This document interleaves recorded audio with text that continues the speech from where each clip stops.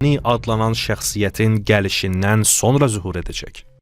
Əhl-i Beyt əleyhissalam Yəmanini Mehdinin zuhurunun qəti əlamətlərindən biri olaraq qeyd etmişdir. İmam Cəfər-i Sadiq əleyhissalam buyurur: Qaimin qiyamından öncə 5 əlamət olacaq. Süfyaninin xurucu, Yəmaninin xurucu, səmadan bir carçının nida etməsi, nəfs-i zəkiyənin qətli, Beyda çölündə batma. Qeybət-i Nömani kitabı 14-cü fəsil, hədis 9.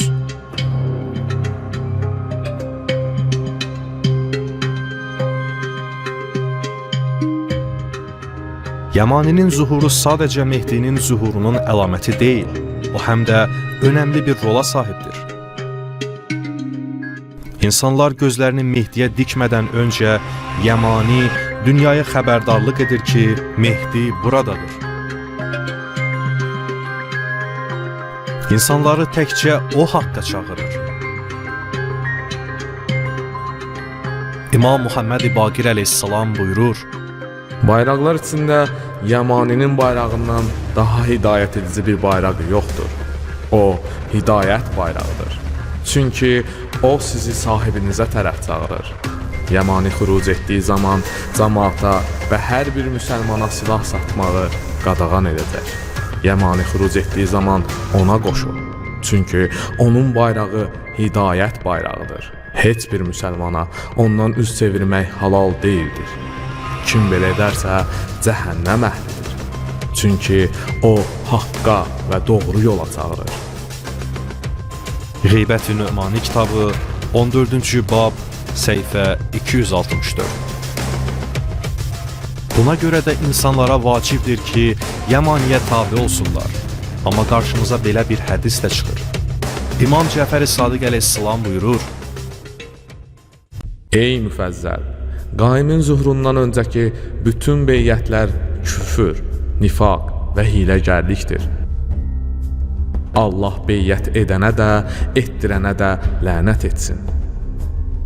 Əllamə Məclisi Biharül Ənvar kitabı, cild 53, səhifə 8. Biz zahirən bir-birinə zidd olan bu hədisləri necə başa düşə bilərik? Cavab sadəcə Yəmani tərəfindən açıqlana bilən böyük, gizli bir sirdir. İmam Muhammed Baqir əleyhissalam buyurur: Qaimin 2 adı var. Biri gizli, digəri isə aşkardır. Gizli olan Əhməd, aşkar olan isə Mühəmməddir. Şeyx Səduq Kəmalüddin və Təmamün Ni'mə kitabı, cild 1, səhifə 681, hədis nömrə 17. Heç kim bu hədisin mənasını anlamırdı. Ta ki, gizli adın sahibi gəldi və özü onu izah etdi. Qaimin 2 adı var. Çünki Mehdidən əvvəl gələn və insanları ona tabi olmağa çağıran bir şəxs var. O şəxs Yəmanidir.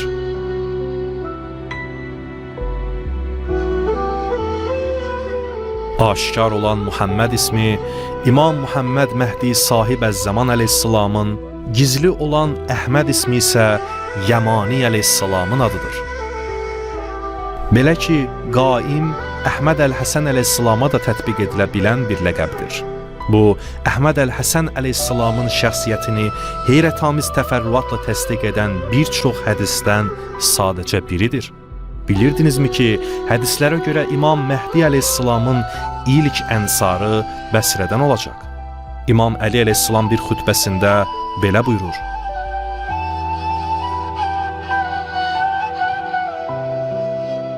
Sizi İmam Mehdinin əhsabı və onların sayı barədə xəbərdar edinmi?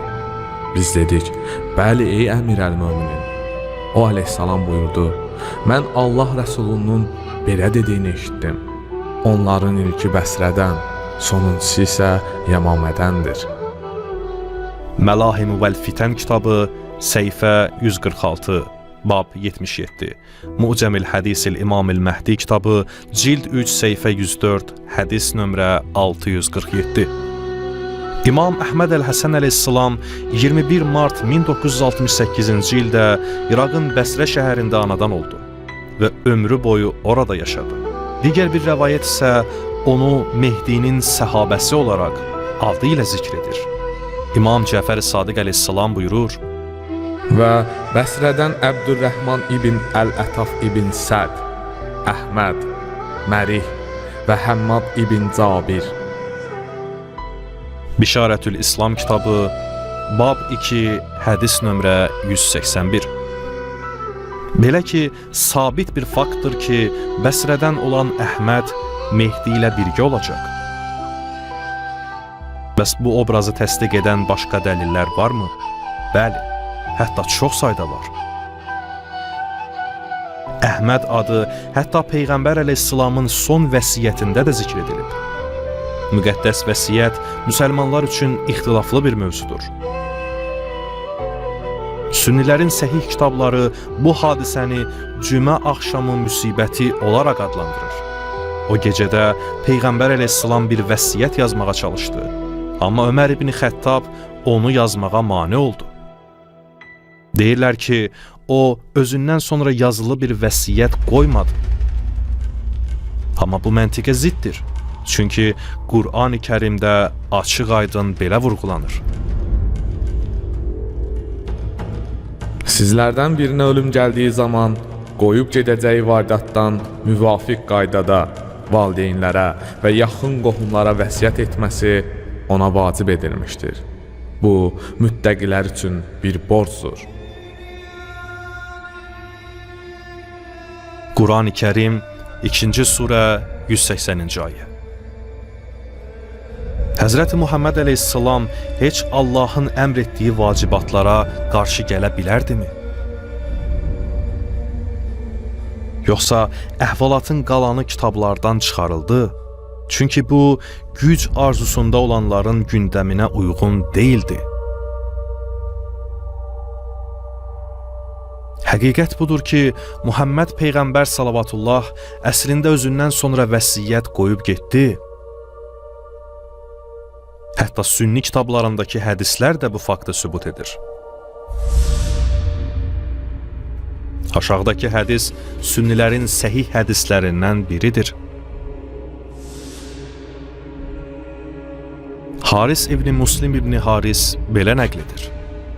Peyğəmbər salavatullah özündən sonra əmir sahibləri olan vəsilərdən bəhs edən bir kitab yazdı. Sonra da onu mühürlədi. Məcməuz Zəvaid 8-ci cild səhifə 102. Peyğəmbər əleyhissalamın vəsiyyəti olan rəvayətin müxtəlif versiyaları da şiə kitablarında qorunub saxlanılmışdır.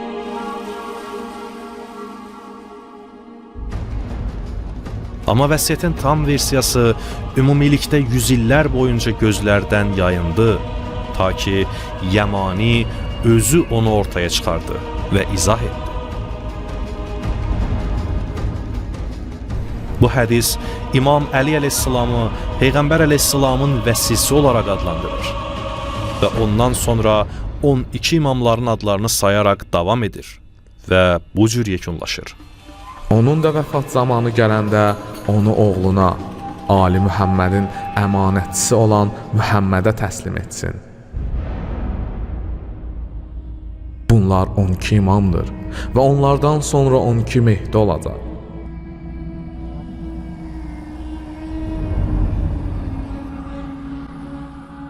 On ikinci imam da onu oğluna, yaxın olanların ilkinə təslim etsin.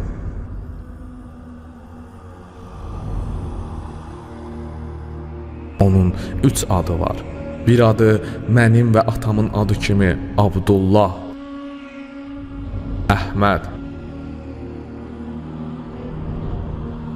Üçüncü adı isə Mehdidir. O, müminlərin ilkidir. Şeyx Tusi, Qeybət-i Tusi kitabı, səhifə 101, hədis 111. Bütün kitablarda, bütün hədislərin içində sadəcə bu hədis Peyğəmbər əleyhissalamın vəsiyyətinin tam halıdır.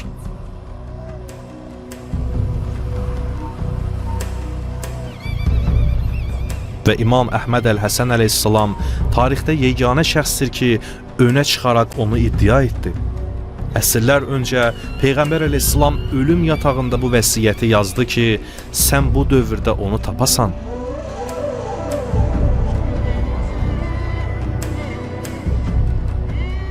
Və bu, Əhl-i Beyt əleyhissalamın bir əhdidir ki, müqəddəs vəsiyyət yalançı iddiaçılardan qorunur. Çünki İmam Cəfər Sadiq əleyhissalam belə buyurur. Həqiqətən bu məsələni sahibindən başqa heç kəs iddia edə bilməz. Əks halda Allah onun ömrünü kəsər. Əllamə Kuleyni Əl-Kafi kitabı cild 1 səhifə 372. Özündən sonra vəsiyyət qoymaq niyə belə vacib məsələdir? Çünki vəsiyyət insanlara Allahın xəlifəsini izləməli olduqlarının qəti dəlili və açıq-aydın yol göstəricisidir. Allah hər zaman yer üzündə öz xəlifəsini yerləşdirir. Bu ilk xəlifəyə qədər gedib çıxır. Allah Taala belə buyurur. Mən yer üzündə bir xəlifə bərqərar edəcəyəm. Qurani Kərim 2-ci surə 30-cu ayə. Adəm əleyhissalamdan bu yana vəsilik davam edir və onların hər biri Allah tərəfindən seçilib. Qurani Kərimdə belə buyurulur. Allah sizlərdən iman gətirib, yaxşı işlər görənlərə vəd etmişdir ki, özlərindən əvvəlkiləri varislər etdiyi kimi onları da yer üzünün varisləri edəcək. Qurani Kərim 24-cü surə 55-ci ayə. Müqəddəs kitablar təsdiqləyir ki, bu Allahın sünnəsidir. Musanın Yuşanı, Davudun da Süleymanı vəsi təyin etdiyi kimi, Muhammed əleyhissalam da Allah tərəfindən seçilmiş vəsilərinin adlarını bildirdi.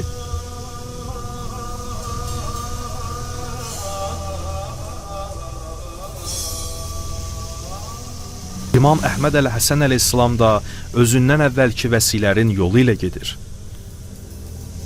O da eyni dəlillərlə gəldi və bir çox digər vəsilər kimi bir müddət kim olduğunu bilmədən yaşadı. Həyatının erkən çağları ağrılı-acılı keçdi. 2 yaşı olanda Səddam Hüseyn onun doğma vətəni İraqda nəzarəti ələ keçirdi. O, İraqda şiələrə qarşı amansız kütləvi zülmə şahid oldu və özü də ona məruz qaldı.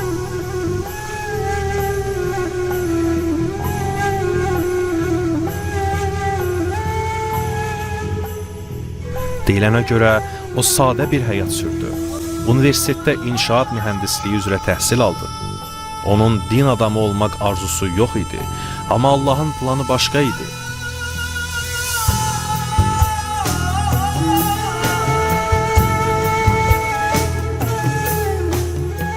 ...1995-ci ildə bir gün İmam Əhməd əl-Həsən əleyhissalam İmam Məhdi Sahib əz-Zaman əleyhissalam ilə qarşılaşdı. في طريق الإمامين الهادي والعسكري كان اللقاء الأول مع الإمام المهدي عليه السلام في هذه الحياة الدنيا،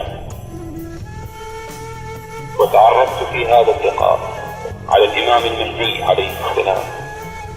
كان هذا اللقاء منذ سنوات طويلة، وبعد هذا اللقاء توالت لقاءاتي معه عليه السلام، وقد وضح لي كثير من الأمور.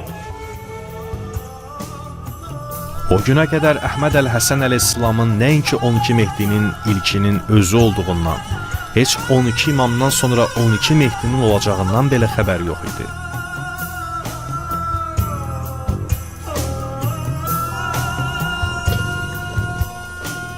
...1999-cu ildə İmam Əhməd əl-Həsən əleyhissalam İmam Məhdi Sahib əz-Zaman əleyhissalamın əmri ilə Nəcəf hövzəsi tələbələrinə öz dəvətini elan etdi. Sonra möcüzəvi bir şey baş verdi. Bu sual haqqında düşünün. Nəbilər və rəsullar Allahla necə əlaqə qurdu? Onlar yuxuları və kəşfləri ilahi dəlillər olaraq gətirmədilərmi? Daniel Peyğəmbər nübüvvəti yuxular və kəşflər vasitəsilə almadımı? Nərgiz xanım sadəcə gördüyü bir salih yuxuya görə İmam Həsən Əskəri əleyhissalam ilə evlənmək üçün İraqa səfər etmədi.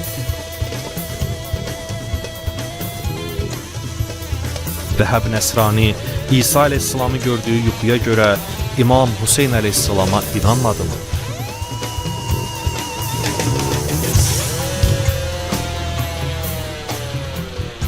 Əhməd Əl-Həsən əleyhissalamın ətrafındakı insanların da başına gələn şey məhz budur. Onun surətini heç vaxt görməmiş insanlar onu yuxularında görməyə başladılar. Nəinki bu, həm də insanlar Əhl-i Beyt əleyhissalamı yuxularında və kəşflərində Əhməd Əl-Həsən əleyhissalama şəhadət etdiklərini görməyə başladılar. Əhl-i Beyt əleyhissalam belə buyurur: Hər kim yuxuda bizi görsə, həqiqətən də bizi görür. Çünki şeytan bizim surətimizə girə bilmir. Muhammed Sadiq Sədr İmam Məhdi əleyhissalam kitabı 1-ci, 2-ci cildlər, səhifə 119. Yuxular bu hallarda daha çox əhəmiyyətlidir. Çünki yuxular qaim üçün önəmli bir dəlildir. Bir rəvayətdə belə nəql olunur: Biz Əbu Abdullah əleyhissalamın yanında olduğumuz vaxt qaimin xurucundan bəhs etdik. Belə ki, ona dedim, biz onu necə tanıyacağıq? O buyurdu: Başınızın altında üzərində məlum itayət yazılmış bir kağızla oyanacaqsınız. Və başqa bir hədisdə bu cür rəvayət edilir: Mehdinin bayrağının üzərində Əl-Beyyətü lillah, beyyət Allahadır yazısı olacaq. Muntaxabul Ənvar Əl-Muziyə, səhifə 311, Kəmalüddin və Təmamun Ni'mə, səhifə 654. İmam Əhməd Əl-Həsən əleyhissalam bu rəvayətdəki simvolizmi izah etmişdir. Heç kim həqiqi mənada başının altında bir kağızla oyanmayacaq. Kağız, yatanda gördüyümüz haqq yuxular üçün işlədilmiş bir simvoldur. Getdikcə daha çox insan bu dəvətə qoşuldu. Əhməd Əl-Həsən əleyhissalam tərəfdarlar qazandı. Lakin çox keçmədi ki, onlar ona xəyanət etdilər və onu tərk etdilər. Sonra o daha çox tərəfdar qazandı. Amma onlar bir də onu tərk etdilər. Bu, Ali Muhammed əleyhissalamın faciəvi sünnəsidir ki, onlar dünyadan köçənə qədər dünya heç vaxt onların qədrini bilmədi. Hər dəfə din insanların əlindən alındı. Bu faciə Muhammed Peyğəmbərin ölümündən başlayır. O zaman onun sabiq səhabələri İmam Əli əleyhissalamın haqqını qəsb etdilər. Lakin bu, sadəcə Əhl-i Beyt əleyhissalamın başına gəlməyib. Allahın xəlifələrinə tez-tez sabiq səhabələri tərəfindən xəyanət olunur. İsa əleyhissalamı 12 həvarisindən biri olan Yahuda İskaryot satdı. Musa əleyhissalam 40 gün Sina dağında qalanda Samiri onun ümmətini azdırdı. Əhməd Əl-Həsən əleyhissalam da ondan əvvəl gəlmiş müqəddəs şəxslərin izi ilə gedir. İmam Əhməd Əl-Həsən əleyhissalamın həyatının bu hissəsi xəyanətlərlə dolu idi. –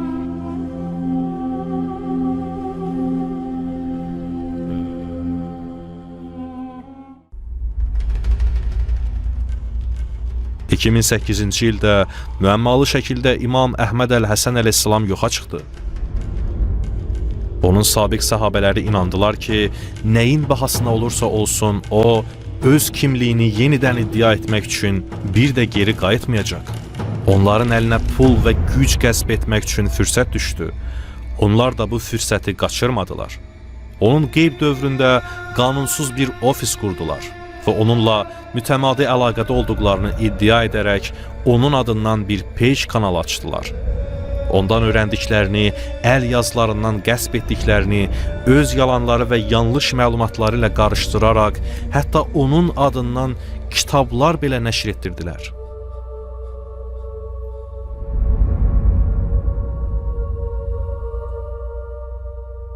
Üstəlik, onun adına Facebook profili də açdılar. və inandırıcı olmaq üçün səs yamsılayan bir şəxsin audio yazılarını paylaşaraq saxta səs çıxaran bir Facebook imamı da düzəltdilər. Bu hekayə heç tanış gəlirmi? Əgər tanışdırsa, bu Musa əleyhissalamın zamanındakı Samiri və Buzov hekayəsini yansıtdığına görədir. Bu hadisə illər əvvəl baş verdi. İmam Əhməd Əl-Həsən əleyhissalam bunun baş verəcəyini qabaqcadan xəbər vermişdi. 23 yanvar 2001-ci ildə İmam Əhməd Əl-Həsən əleyhissalam Buzov adlı 2 cildlik bir kitab nəşr etdirdi.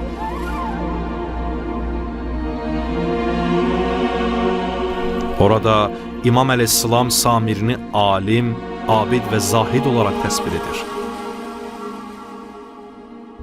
O, zalimlara qarşı mübarizə apardı və onlarla savaşdı. O, Cəbrail əleyhissalamı və qeybdən sadəcə özünün görə bildiyi bəzi şeylər görürdü və Musa əleyhissalamın ən yaxşı səhabələrindən idi. Amma təəssüf ki, zülmət onun qəlbinə daxil oldu. Musa əleyhissalam yoxluğunda öz yerinə Harun əleyhissalamı Bəni İsrailə rəhbər təyin etdi. Samiri özünün bu vəzifəyə daha layiq olduğunu düşündü. Beləliklə o, insanların ibadət etmələri üçün qızıldan bir buzov, bir büt düzəltdi. Onun düzəltdiyi buzov həqiqi bir buzov kimi səs çıxarırdı. Belə etməklə ümməti azdıraraq bütpərəstliyə sövq etdi. İmam Əhməd Əl-Həsən əleyhissalam belə buyurur. Beləcə Samiri ilə Musa, Yahudə ilə İsa olduğu kimi eyni şəkildə Muhammed əleyhissalam ilə Samirinin bənzərləri və həmkarları var idi. Və eyni şəkildə Mehdi əleyhissalam ilə birlikdə də Samiri və həmkarları olacaq. Bu Allahın sünnəsidir və sən Allahın sünnəsində dəyişiklik görməzsən. Cavabul Munir kitabı. İmam Əhməd Əl-Həsən əleyhissalamın səssiz qeybətində Əhl-i Beyt əleyhissalamdan olan bir kəhanət həyata keçdi. Çünki İmam Əli əleyhissalam belə buyurur. Oğullarımın 11-cisindən doğulacaq şəxs barəsində düşünürdüm. O, yeryüzünü zülm və ədalətsizliklə dolduğu kimi ədalət və bərabərliklə dolduracaq Mehdidir. Onun bir çaşqınlıq və bir qeybət dövrü olacaq. Onda qövmlər azacaq, bəziləri isə hidayət olacaq. Mən dedim, bu çaşqınlıq və imamın qeybəti nə qədər davam edəcək? O əleyhissalam buyurdu, 6 gün və ya 6 ay və ya 6 il. Şeyx Tusi, Qeybət-i Tusi kitabı, səhifə 165, hədis nömrə 127. Hesabladığımız zaman İmam Əli əleyhissalamın 11-ci övladının oğlu ilk Mehdi olur.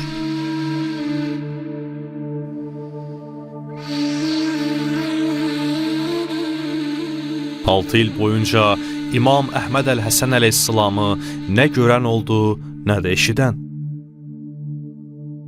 Amma qeybətindən öncə onun əkdiyi toxumlar çiçək açdı. Bu illər ərzində çox insan dəvət eşitdi və İmam Əhməd Əl-Həsən əleyhissalama inandı.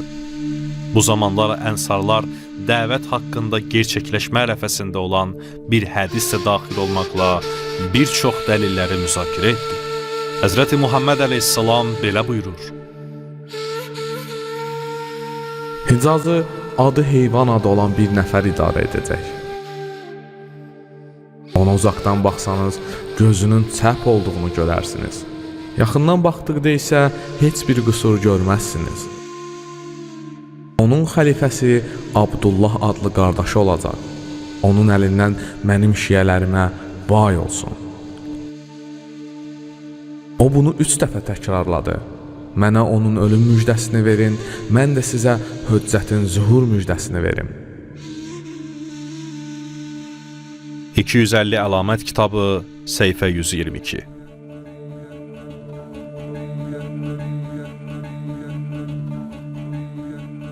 Ənsarlar bu təsvirin mükəmməl uyğunluğunu Kral Fəhdə və xəlifəsi, qardaşı Səudiyyə Ərəbistanın kralı Abdullahda müşahidə etdilər. Qeyri-qanuni ofisin rəsmiləri bu hədisi Mehdinin yaxınlaşan zühurunun dəlili olaraq istifadə edirdilər. Beləliklə, 23 yanvar 2015-ci ildə Kral Abdullah öldü.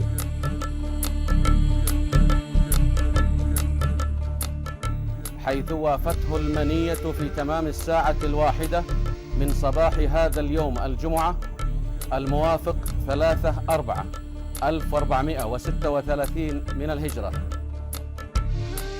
Ənsarlar Facebook imamından Mehdinin zuhur etməsi ilə bağlı bir xəbər gözləyirdilər. Amma əvəzində sükutla qarşılaşdılar. Bir şey çox aşkar idi.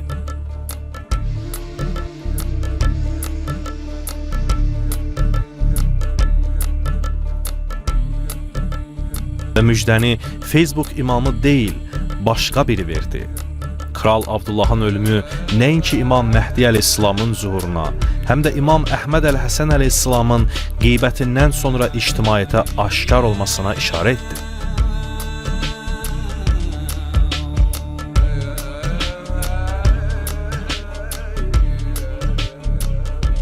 İmam Muhammed Baqir əleyhissalam belə buyurur: Bu işin sahibinin bu dərələrin birində əli ilə Zituvaya işarə etdi. Bir qeybə çəkilməsi olacaq.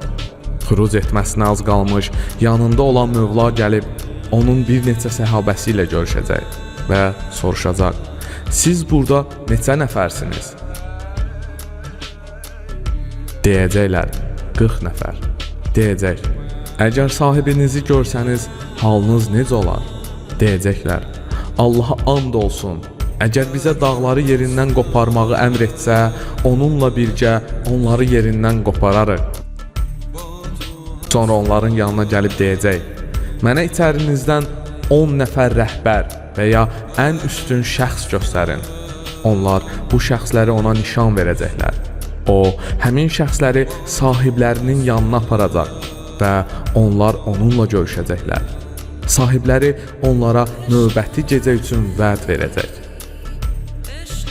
Əllamə Məclisi, Biharül Ənvar kitabı, cild 52, səhifə 341.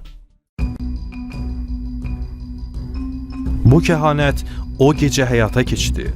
Kral Abdullahın ölümünə 1 il yarım qalmış İmam Əhməd əl-Həsən əleyhissalam insanlardan seçilmiş bir qrupa aşkar oldu. Bu dövrdə o, hər yerdə onu müşayiət edən 2 sahabədən əlavə 40 nəfərdən ibarət bir qrup da toplamışdı.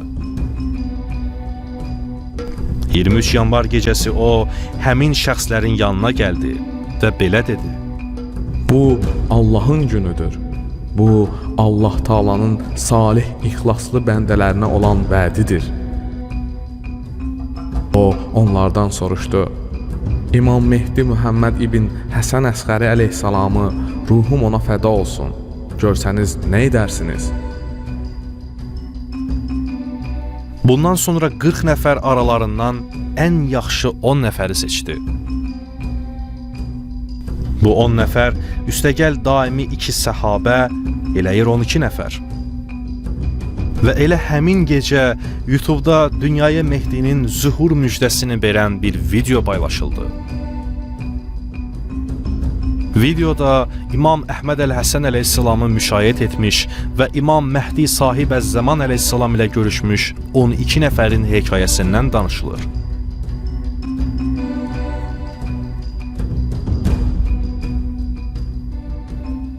Və bu hekayənin xəbəri uzun müddət öncə verilmişdir.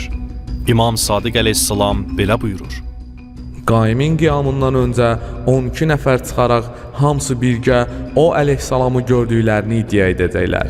İnsanlar onları təkzib edəcəklər. Qeybət-i Nömani kitabı, səhifə 275.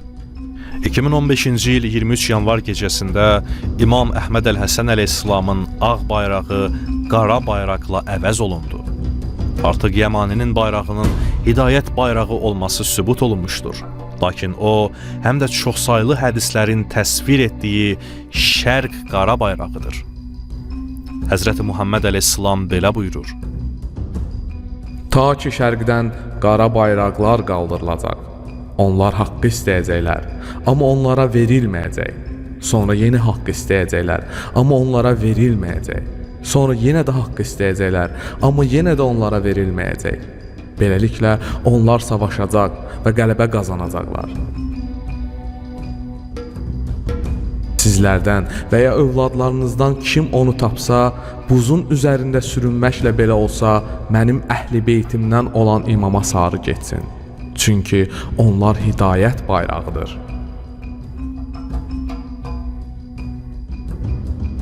Şeyx Qurani Mu'camul Hadisil İmamil Məhdi kitabı cild 1 səhifə 382.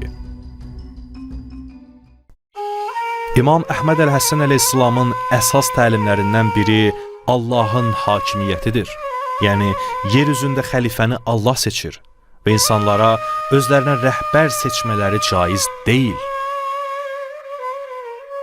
İmam Əhməd əl-Həsən Yəmani əleyhissalam Həcc xütbəsində belə buyurur: أدعوكم إلى إقرار حاكمية الله ورفض حاكمية الناس. أدعوكم إلى طاعة الله ونبذ طاعة الشيطان ومن ينظر لطاعته من العلماء غير العاملين. أدعوكم إلى مخافة الله وإقرار حاكميته والاعتراف بها ونبذ ما سواها بدون حساب للواقع السياسي الذي تفرضه أمريكا. أدعوكم إلى نبذ الباطل وإن وافق أهواءكم. أدعوكم إلى إقرار الحق واتباع الحق وإن كان خاليا مما تواضع عليه أهل الدنيا. أقبلوا على مرارة الحق فإن في الدواء المر شفاء الداء العظام. أقبلوا على الحق الذي لا يبقي لكم من صديق. أقبلوا على الحق والنور وأنتم لا تريدون إلا الله سبحانه والآخرة بعيدا عن زخرف الدنيا وظلمتها. İnsanları Allahın hakimiyyətinə çağırmaq onun vilayətinin dəlillərindən biridir. Allahın həqiqi elçisi Allahın adından danışar. O, insanları özünə ibadət etməyə çağırmır. Əksinə o, insanları tovhid yoluna aparır. Bir dəfə İmam Əli əleyhissalam belə buyurdu: Həqiqətən biz Əhl-i Beyt əleyhissalamın bir bayrağı var. Hər kim ondan önə keçsə mürtəd olmuşdur. Hər kim ondan geri qalsa həlak olmuşdur. Və hər kim onu izləsə bizi izləmişdir. Onun üzərində Əl-Beyyətü Lillah, yəni beyyət Allahadır yazılıb. 250 əlamət kitabı səhifə 19. Dəvətinin başlanğıcından bəri İmam Əhməd əl-Həsən əleyhissalam Əl-Beyyətü Lillah yazılı bayrağı qaldırdı. İlki yaşıl yazılı ağ bayraq formasında idi. İndiki isə sarı yazılı qara bayraq formasındadır. Və bu, yer üzündə hədisdəki bəyana uyğun yeganə bayraqdır. Axır zamanda peyda olacaq 12 çaşdırıcı bayraqdan danışan bir hədis də var. Qaimin bayrağı qara bayraqdır. Digər bir bayraq Süfyaninin bayrağıdır ki, hədislərə görə qırmızı rəngdə olacaq. Deyilənə görə Süfyani və Yəmani eyni ildə, eyni ayda, eyni gündə, eyni zamanda zuhur edəcək.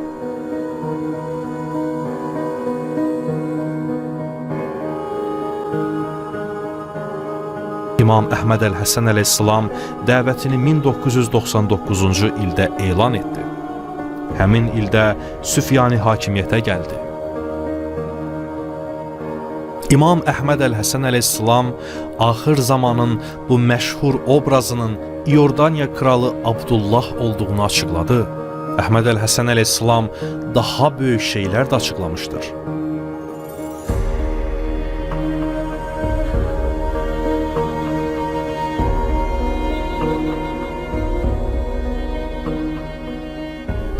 İlahi elm Allahın xəlifəsinin insanlara dəlilidir.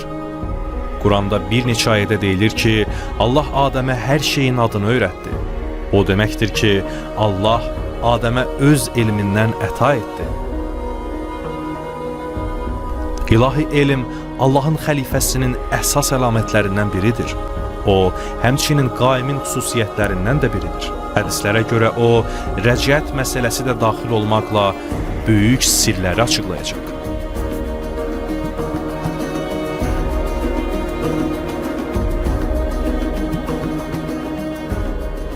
Zürarə deyir ki, mən Əba Əbdillah əleyhissalamdan böyük məsələ olan rəcət haqqında soruşdum. İmam əleyhissalam belə buyurdu. Sənin soruşduğun şeylərin hələ zamanı gəlməyib.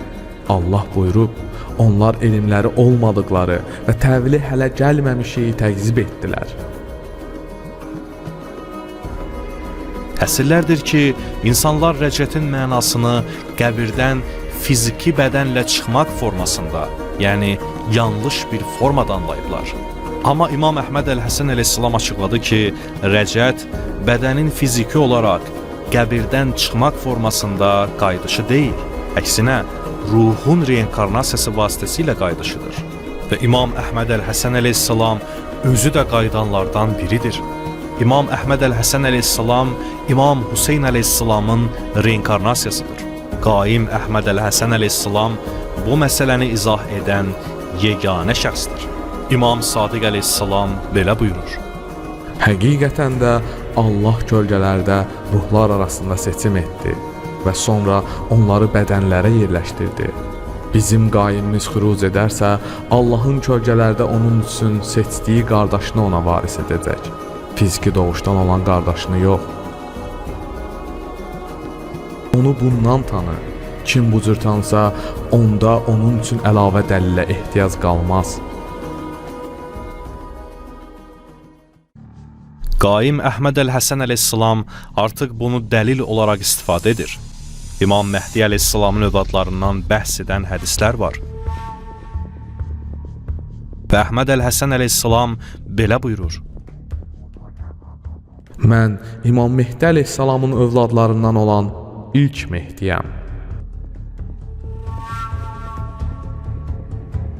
Amma fiziki şəcərədə İmam Əhməd Əl-Həsən əleyhissalam İsmail Salihin oğludur. O, İmam Məhdi əleyhissalamın fiziki övladı deyil, lakin fərqli bir yöndən övladıdır. Bir dəfə İmam Əhməd Əl-Həsən əleyhissalamdan İmam Hüseyn əleyhissalamın övladı olmayan imam ilə çıxacağını bildirən hədis barəsində soruşuldu. İmam Əhməd Əl-Həsən əleyhissalam belə cavab verdi. Hədis doğrudur və bu İmam Mehdi Muhammed ibn Həsən əleyhissalamın haqqındadır və onun öz nəslindən övladı yoxdur. Yəni İmam əleyhissalam izah etdi ki, bu fiziki aləmdə hər kəsin bir atası olduğu kimi, ruh aləmində də hər ruhun bir atası var.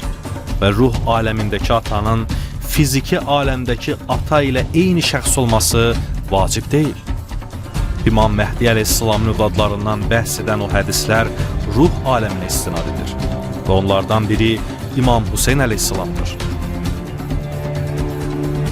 Çoxsaylı hədislərə görə İmam Hüseyn əleyhissalam axır zamanda dünyaya geri dönəcək. İmam Cəfər-i Sadiq əleyhissalam belə buyurur. Yerin onun üçün yarılacağı və bu dünyaya geri dönəcək ilk şəxs Hüseyn İbni Əlidir. Və bu qayıdış hamı üçün deyil, xüsusidir. İmanında tamamlanmış və küfründə kamala çatmış şəxslərdən başqa heç kəs qayıtmır. Muxtəsəri Bəsairüd Dərəcat kitabı, səhifə 24. Hədislərə görə İmam Məhdi əleyhissalamı İmam Hüseyn əleyhissalam dəfn edəcək. Əba Abdillah əleyhissalam belə buyurur. Və Hüseyn əleyhissalam öldürülmüş əhsabı ilə birlikdə gələcək. Və onunla birlikdə Musa ibn İmranla göndərilmiş 70 nəbi olacaq. Beləliklə Qaim əleyhissalam üzüyünü çıxarıb ona verəcək. Sonra Hüseyn əleyhissalam ona qüsul verəcək, kəfənləyəcək, hənutlayacaq və qəbrə qoyacaq.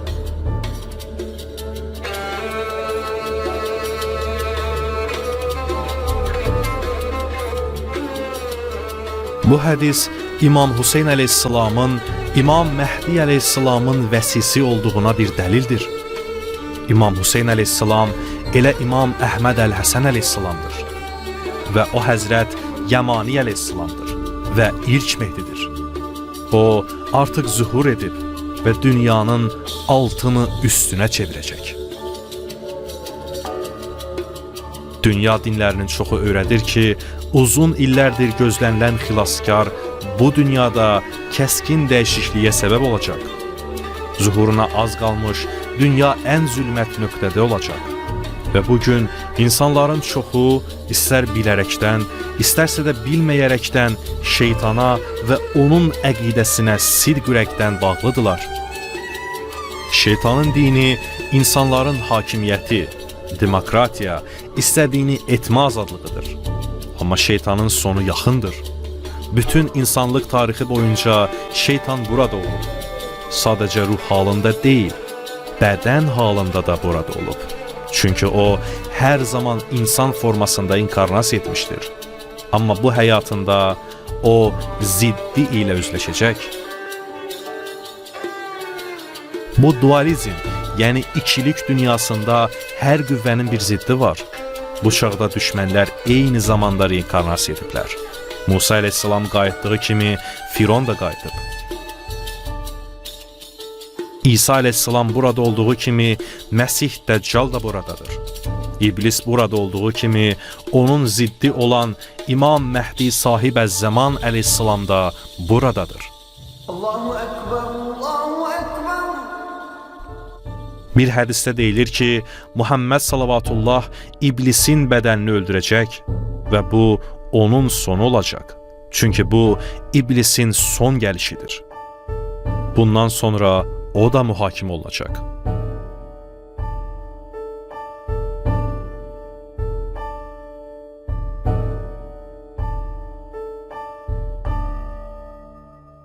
Çoxsaylı hədislərdən bilirik ki, qaim olan Mehdidən sonra dünya ədalət və bərabərliklə dolacaq.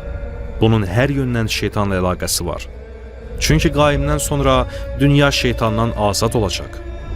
Şeytan məğlub olduğu zaman onun şər şəbəkəsi Məsih Dəccal da daxil olmaqla parçalanacaq. Bu da dünyanın dəyişilməsinə imkan yaradacaq. Çünki dünya uzun müddət Allahın dininin ziddi olan şeytanın dininin tilsimi altında qalıb. Şeytanın dini insanların hakimiyyətidir.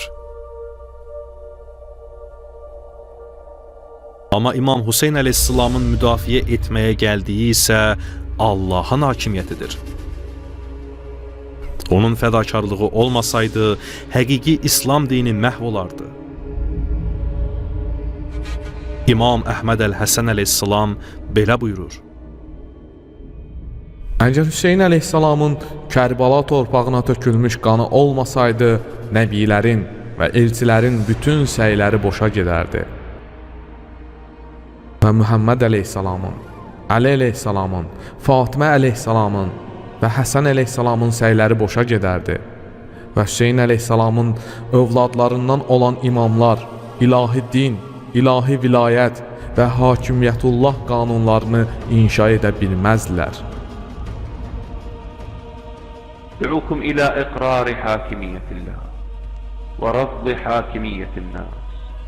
أدعوكم إلى طاعة الله ونبذ طاعة الشيطان ومن ينظر لطاعته من العلماء غير العاملين. أدعوكم إلى مخافة الله وإقرار حاكميته والاعتراف بها ونبذ ما سواها بدون حساب للواقع السياسي الذي تفرضه أمريكا. أدعوكم إلى نبذ الباطل وإن وافق أهواءكم. أدعوكم إلى إقرار الحق واتباع الحق.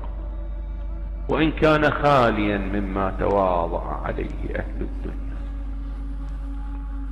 أقبلوا على مرارة الحق، فإن في الدواء المر شفاء الداء العظام. أقبلوا على الحق الذي لا يبقي لكم من صديق. أقبلوا على الحق والنور وأنتم لا تريدون إلا الله سبحانه، والآخرة بعيدا عن زخرف الدنيا وظلمتها. Bu möcüzə deyilsə, bəs nədir? Bir nəfər ki, tarixin tam bu anında gəlsin və bütün kəhanətlər bir-bir gerçəkləşsin. Sadəcə bu deyil, o, həm də insanları əsrlərdir çaşqınlığa salan bir çox kəhanətləri izah edən elmlə gəldi. Malik Əl-Cihəni nəql edir ki, Əbu Cəfər əleyhissalama dedim, Biz bu işin sahibini elə bir sifətlə vəsf edirik ki, heç bir insanda o sifət yoxdur. O əleyhissalam buyurdu, vallah yox. O, özü bu barədə dəlil gətirməyincə və sizi özünə tərəf çağırmayınca bu iş baş verməyəcək. Qeybət-i Nü'mani kitabı, səhifə 337. Uzun zamandır gözlənilən xilaskar buradadır və o səni çağırır. Açıqlanmış şey qalan şeylərlə müqayisədə heç nədir. Bu hekayə sadəcə bir başlanğıcdır. Artıq atanı tanıdın. İndi isə oğul ilə tanış olmaq zamanı.